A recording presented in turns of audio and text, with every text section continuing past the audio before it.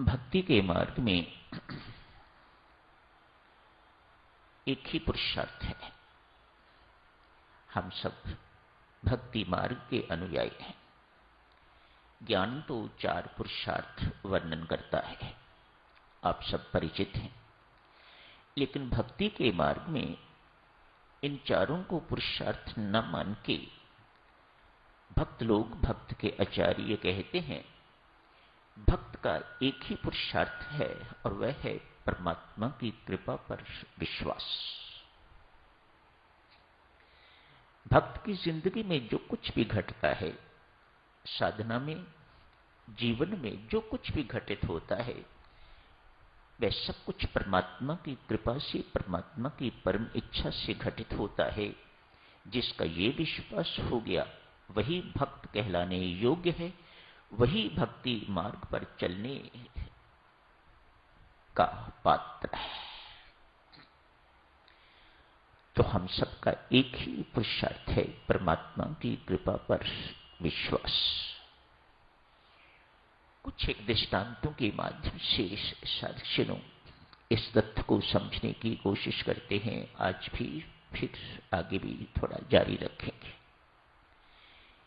किस मिस्टीरियस ढंग से, किस विचित्र ढंग से परमेश्वर की कृपा हम पर अवतरित होती है।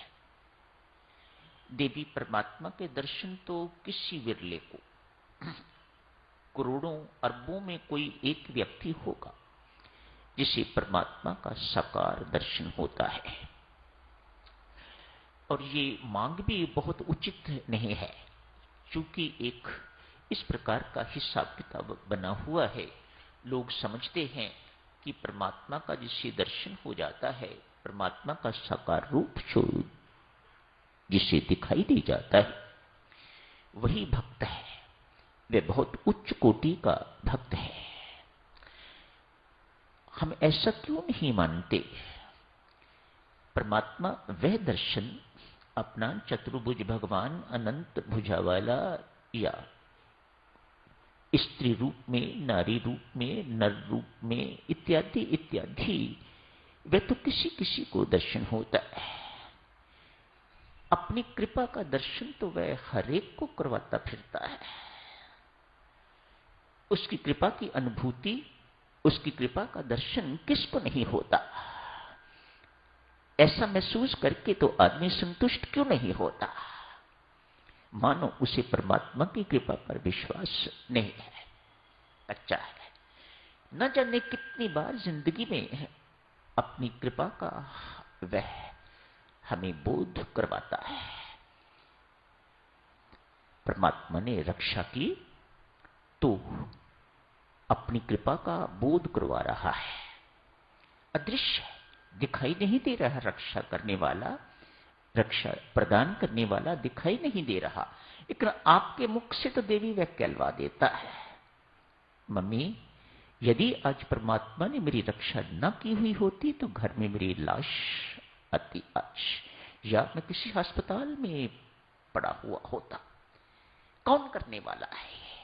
परमात्मा ने अपनी कृपा के दर्शन करवाए कि नहीं करवाए? अब हम इस दर्शन की अवहेलना कर दें, तिरस्कार कर दें, तो हमारी मूर्खता है। हम वो दर्शन तो चाहते हैं जिसमें परमात्मा चतुर्भुज बना हुआ है, या जिसमें परमात्मा मुरली मनोहर बना हुआ है, धनुषधारी बना हुआ है। लेकिन परमात्मा अदृश्य रूप में अपनी कृपा को दर्शा रहा है, कृपा के दर्शन करा रहा है। ऐसा अनुभव हम क्यों नहीं करते? ऐसा अनुभव करना चाहिए। अपनी कृपा के दर्शन परमात्मा नित्य करवाता है। दिन में ऐसे अनेक अवसर आते हैं जब आपके मुख से ये निकल जाता है, वाह परमात्मा, वाह, तेरी कृपा से ये सब कुछ हुआ है और ये सत्य भी है। कहां कहां बेटा परमात्मा हमारी रक्षा करता है। आज एक और दृष्टांत शुरू करते हैं, आगे इसको जारी रखेंगे। एक 20-25 वर्ष का युवक है, भक्ति भूमि पर कहीं किसी पेड़ के नीचे भक्ति में मस्त बैठा हुआ है। 20-25 साल का युवक, मानो उसकी आयु 20 और 25 साल के बीच बीच होगी। कहते हैं घर से बहुत संपन्न था। ऐसा नहीं है कि कोई भिखारी था और सब कुछ छोड़ छाड़ के, भिखारी ने क्या छोड़ना, भिखारी के पास कुछ छोड़ने को है ही नहीं। छोड़े तो वह जिसके पास कुछ है, उसे कहेंगे कि उसने कुछ छोड़ा है। ये अति संपन्न व्यक्ति, घर से बहुत अच्छा, अच्छे परिवार का, परिवार भी है, सब कुछ है, मानो माता पिता हैं, भाई बहन हैं, विवाह तो नहीं हुआ, लेकिन इन सबको छोड़ के तो घर से वह परमात्मा की प्राप्ति के लिए, साधना के लिए निकल पड़ा हुआ है। एक पेड़ के नीचे बैठा हुआ है। ये त्याग ही अपने आप में साधना है।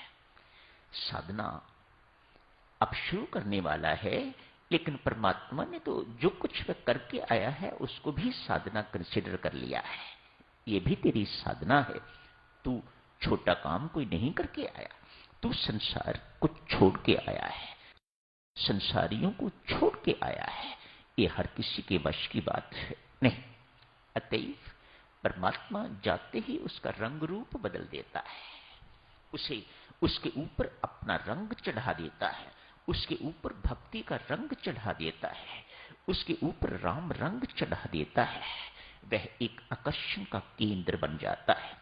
आप उसे ओजस्वी कहते हो, आप उसे तेजस्वी कहते हो, आप कहते हो इस तपस्वी को देखने को, बार बार देखने को मन करता है, इसके चेहरे से नजर हटती नहीं है, बार बार देखने को मन करता है, इसके पास बैठने को मन करता है, इससे बातचीत करने को मन करता है, इत्यादि इत्यादि। ऐसा ही दिव्य सज्जनों वह युवक हो गया हुआ है। साधना का शुभ आरंभ हो गया है। तो आगे की चर्चा फिर कर लेंगे। आज यही समाप्त करने की इजाजत दें। धन्यवाद।